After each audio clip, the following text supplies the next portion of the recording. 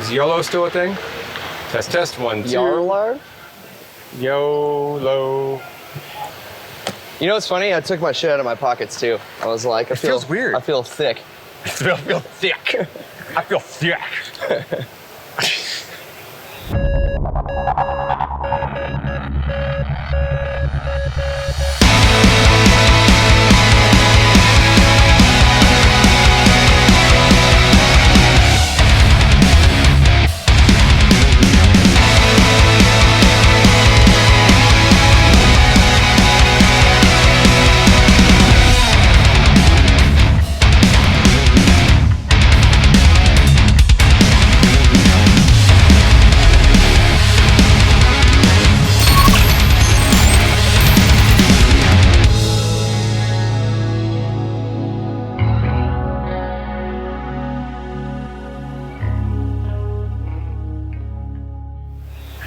I'm here with Josh Mahan. Josh Mahan runs Sound for. I Prevail. Is that it? Just I Prevail? Yep. Okay. Oh, you mean like in general? Yeah, is there any other ones that you got like Right now it's just I Prevail. anything up your sleeve we can talk about now, or? I mean, you know, I've spent the past couple of years doing monitor gigs for various artists, but So it's you been went from I Prevail the dark for years. side to the light side. Yeah. It's been a nice transition. I feel like I cut my teeth for a good few years and earned the spot, you know. Okay, is it easier to go from, you think, monitors to front of house or front of house to monitors? I think it's probably easier to go from monitors to front of house, Yeah? just because juggling 10 mixes is a lot more difficult than juggling one mix. Yeah. That being said, when the crowd starts screaming and stuff gets loud, you can get in your head versus just somebody turning around and being like, it's great. Yeah. You know, the immediate response from the artist from monitors, I feel like is reaffirming. So, I don't know. It's interesting with monitors too, because it's like one of the few jobs I feel like your technical skill is second to your like communication skills. Right. You can be a mediocre engineer, but an awesome people person. And be a good monitor engineer. Whereas here, you can be an awesome people person, but you need to be good at your craft with it. Yeah. So let's back up a tiny bit. And what got you into sound? What put that sparkle in your eye? When to? It's probably I'm sure you've gotten this answer a lot. I'm bass failed musician. player. Yeah, failed musician, baby. I want to make a T-shirt. If you want a T-shirt, type below, and I'm making a damn failed musician T-shirt. Yes, but bass player. Played bass all throughout high school and stuff. Guitar, and did lives like shows and recorded ourselves and. You know, I ended up being the person that cared the most about the way stuff sounded. Yeah. And that kind of stuck with me, and I realized, like, well, let me do it myself then if I want it to be a certain way. So just from doing high school parties, crummy shows, whatever, all stacked to my interest in this. Okay, so musician, and then was there a moment that you're like, was it by like more desire or necessity or? I'd say probably a little bit of both. Okay. You know, I mean, we didn't have money to pay anybody to do our stuff, so necessity. Yeah. But the desire was there, the interest and everything. Yeah. So, okay, do you remember your first gig? Yeah, kinda. Yeah. So like playing gig? No, or your like first like sound gig? Oh man, it's been such a slow roll on that like I don't know which one I'd call my first. Like I had a couple PA speakers in the back of a backyard. Like that could be a sound gig. Yeah. I started working at a country venue called the Roundup in Texas and did front of house there. That was probably like the first legit, you know, like venue sound gig. But yeah, I mean it's been all sorts of stuff. Okay, so running sound kind of backyard stuff. Tell me about your first tour. First tour was with these guys, with I Prevail. Are you serious? Yeah. How long have you been with them? I've been with them for 6 years now. This is your first tour and you're here. Yep. That's like every sound guy's dream is like to. Hey, how are you? Good. How are you? That's like every sound guy's dream is to like find the band and go with the band. Yeah. And launch it. I mean, how cool is that? It's been an insane ride, man. I mean, the band. I love your resume. Yeah. I Prevail. Well, I mean, I've had a lot of stuff in between. Sure. You know what I mean? Like, I did 3 Days Grace, monitors for them, did monitors for A Day to Remember. That was so. Really sick. Did you first do? I'm sorry. So you toured and started with these guys, and then filled in with monitors for some other guys. Is that how that worked? So I got hired for this band to do monitors. I met them in San Antonio as a local sound engineer. Okay. So I made a connection with the band, with the TM at the time and everything, and they weren't big enough yet to have a monitor engineer. They had an X32 in a rack, and they all mixed off their phones. Nothing wrong with that. Well, I stayed in connection with the band for, years until they were ready to pay somebody to do the monitor engineer role. So then I came in and did that. And then from then, our guitar tech, Christian, brought me into the Lit Camp, the song, Mine Worst Enemy. Yeah, so I did front of house for them for a couple of years. You're good. They ask you how you are, you just have to say that you're fine. Oh, dude, it'll be hilarious. I know it's gonna have some blast with it. Actually, I've learned to honestly lean into these kind of things because it's actually kind of fun. Yeah. And honestly, tour is just so nuts. It's just like it always happens. It's all good. It's all good. You're good, brother. One of the biggest questions I get all the time is, how do I get started? How do I do this? And I don't think it could be stated enough to doing local stuff or local labor or production crew and networking and staying in touch with people, especially the young gun bands for it, or the small band in a box. Yeah. And those saying yes to anything and everything when you can. Yeah. But it's tough too, because later on you get saying yes can also you gotta learn when to also say no as well without burnout. Right. So you've done a few different genres of music, correct? Mm-hmm. Okay. Is your approach to mixing across the board, the different genres, the same approach? Fairly. Yeah. There's going to be some differences. I've got a lot of saturation tools on this tour. Okay. That I might not need on some other tours. Sure. But my bus structure is pretty similar. I think it's important to have a workflow. Coming from monitors, when it's such a fast-paced environment, I think it's really important to, when somebody needs something or you need something from yourself, to be able to provide that or know where to look. Yeah. So I have similar workflows no matter what band or what genre I'm doing. But, not just for the sake of doing it, but for the sake of having a process. Sure. Yeah. Okay. Talk to me a little bit about I Prevail. How many inputs are we doing? 77. And how many of those mixable inputs? Probably, 62. Whoa! Yeah, 62, something like that. Tracks as well? Yep. Okay. Yep. How many tracks? We have 4 stereo tracks, and then a mono 808, and then our bass player, John, who is the band's producer, one of the band's producers, he has created a lot of samples and stuff, so he triggers a lot of that stuff live. So we have got the tracks world coming from the MacBooks, and then we also have live keys, live percussion, little beat step module and everything. So there's lots of real sounds happening too. So it's kind of like a blend. Okay, I'm sorry, how many inputs? 77, about 62-ish coming off the deck. How many for drums? I think it's 14 for drums. Are you using triggers as well? Only or? to key gates. Okay. So we've got little ping tech things on the shells, just so we can trigger from the shells. A lot of people do that. And it's not cheating, guys. I swear it's not cheating. Or is it cheating? It helps. Is it bad though if it's cheating? Half the time they don't work, and we got to go up on deck and reseat them. If there's a sub rumble, it picks it up. Yeah. It's not perfect. I think it helps. It's something new we're doing. Yeah. But I guess including all that stuff on the drum riser, there's 20 inputs coming off the drum riser. Now, how much in the box are you doing? How much outboard are you doing? A mix. Okay. It's so this is mainly my sonic characteristic, right? I've got vocal stuff, I've got instrumentation, I've got shell compression, parallel compression, and then master bus stuff. Okay. So mostly anything I need to futz with day to day, I can grab here. I've got waves too, but it's a lot of utilitarian stuff. Sure. Most of my flavor stuff comes from here, but there's exceptions. I got Kramer tape and other stuff sprinkled around.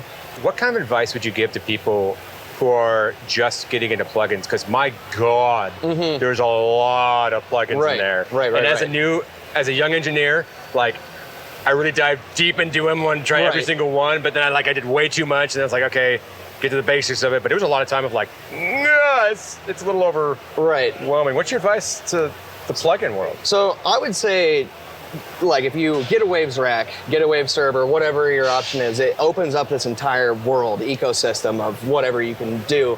I would, if you have a great mix and you get Waves, I would add it as you need it or go in with a plan, because we've all been through it. I've done it where you have every channel, like every slot filled on a vocal to try and stack plugins, and you can really get yourself in a hole. So try and be intentional. Like, ask yourself, am I doing this for a reason? Is this giving me what I want out of it? Bypass it, unbypass it. If you don't know if you like it better, take it off. Yeah. You know, it's got to be good. I really feel like each thing, especially on the SXL, because I don't see everything. That's why I like this. I can get hidden in a window.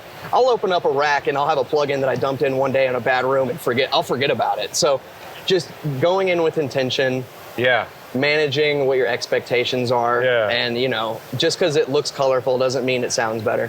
When you start a run for a new tour and you're in pre-pro, do you do a blank slate, or do you have like your outline that you already do in terms of like plugins and stuff? Right. So for this band, it's kind of like every new tour, I kind of revisit some stuff like, do I like what this has been doing?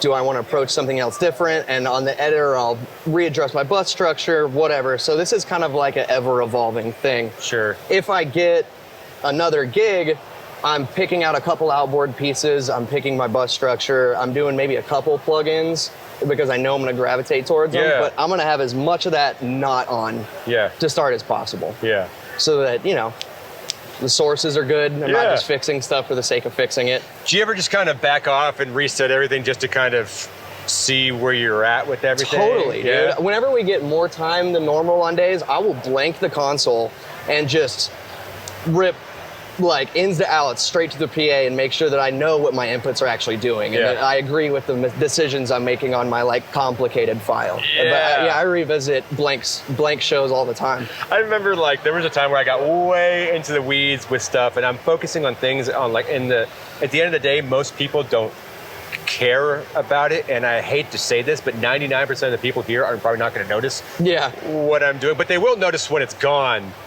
Though. Right. But I mean, a lot of these people just want to be able to watch the hot girl dance next to them, feel the kick drum, and hear the vocals for it. And as silly as it is, man, like, people in this seat have a very critical ear most of the time.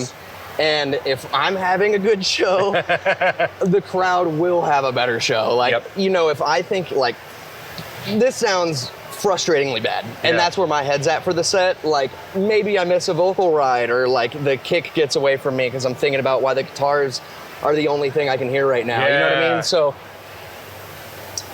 they might not notice the differences that I notice, but if I can get all the things that I like in check, the crowd will perceive a better product. Yeah. You know? I like that. What is one piece of advice you'd give to new engineers that would immediately make their lives easier? Listen. Don't try and prove the entire room that you know what they're talking about. No one cares. You know, shut up, listen, be present, and, you know, soak it in. I feel like everyone's so quick to rush to show that they know what you're talking about. And a lot of times they interrupt you with the wrong answer, and they don't even know it. And then I don't care to tell them anymore. Yeah. So I would just take a breath, read the room, and not, you know, prove yourself in the right moments, not in the wrong moments. Man. Yeah. Okay, now we are outdoor in a very hot spot and humid.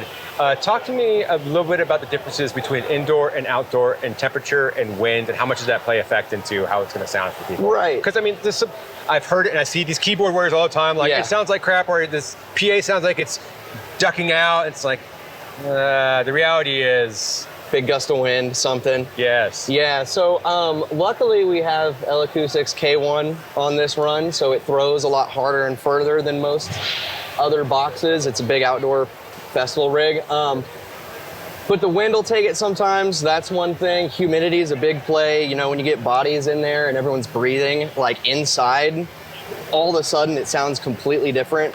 Out here, most of the times it gets a little bit cooler. Those dang mouth breathers. So it's, you know, it's kind of easier outside, but that comes with its own realm of challenges. Yeah. Like, this room looks like most of the other rooms that we do, but it sounds super weird. Yeah.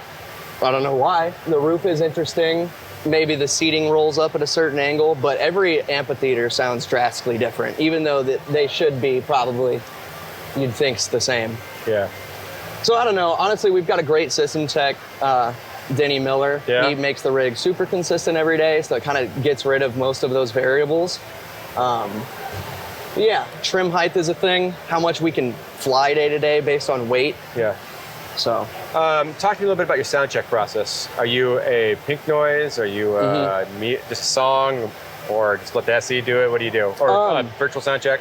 A little bit of everything, man. You know, if I'm the SE for the day, I'm whipping out a 58 and talking into a microphone because that's how I learned to do it. Yeah. Somebody who taught me, Jeffrey Jilks in San Antonio, at the old Paper Tiger, the old White Rabbit. I learned how to tune a PA through a vocal mic. So that's what I would gravitate towards. In this situation, Denny does most of the heavy lifting in the morning. I come in, I verify pink noise. I usually like to start with pink noise to make sure there's no comb filtering or anything that maybe it's like a loud environment I can't hear as well. All that's pretty much taken care of. Then I rip a couple songs that I recognize, decide on a couple frequencies maybe, and then I'm starting with virtual. You know, I think in this situation, using your own inputs, if you're confident enough in them, is probably the most beneficial. That's smart. What is something that you wish you would have learned sooner? System engineering. Yeah? Yeah, like lining, like, you know, time alignment, compensating for,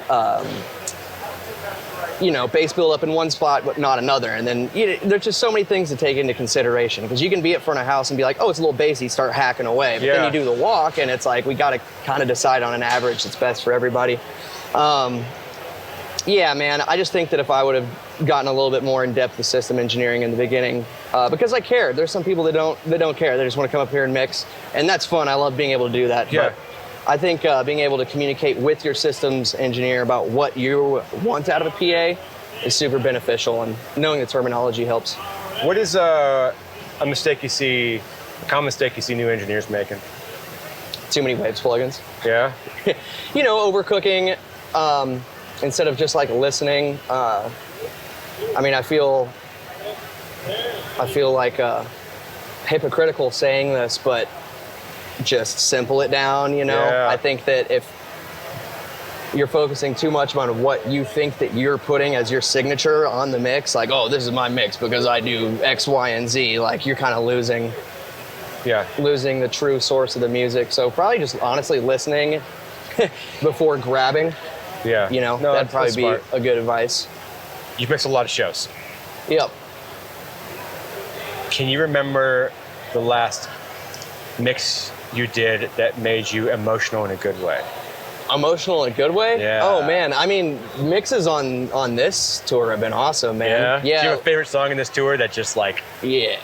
The Hailstorms collab song is so fun. Yeah? Yeah. I mean, honestly, dude, it's tough. Like, we've got some fun ones. Breaking Down has got such a huge chorus in it, and it brings the emotion of the people in so much that I love that one, and Brian gives such a good, like, emotional performance. And then, like, Can You See Me in the Dark, the collab song they wrote with Hailstorm, is so sick on the production, and I get to really flex like some moves on the faders, and I really get to like kind of push and pull the audience in and out of, I don't know, the ebb of that song. And yeah, that's probably the most fun one to do. Dude, I love that. And what's your least favorite song and your least favorite band member? Go. Oh yeah, well, so his resume is listed below, you know.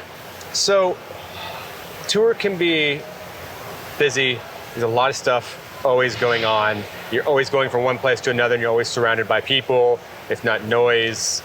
How do you quiet the noise?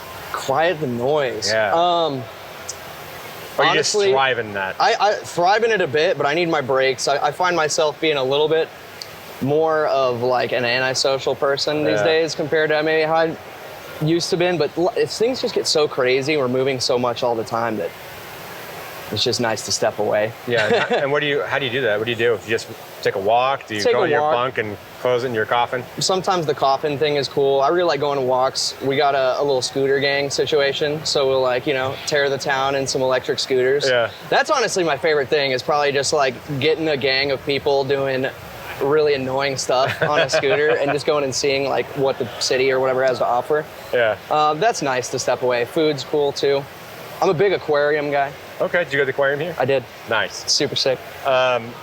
What is one of the What is the best advice you've gotten from one of your mentors? Don't fuck up. Simple. And that's a wrap, guys. There's a lot of people who look up to you.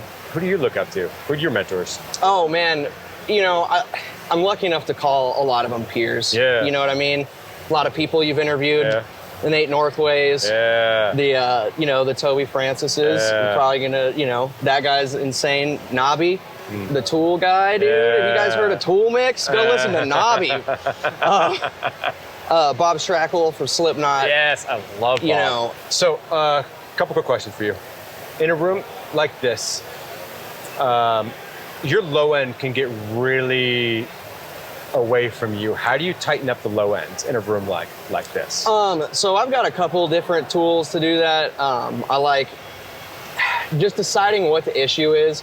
I use Soothe on some of my track channels that are very heavy on the low end so that I don't have to just multi-band the full thing. Yeah. I got a transient designer on my kick group. That way I can dump the sustain on really resonant days.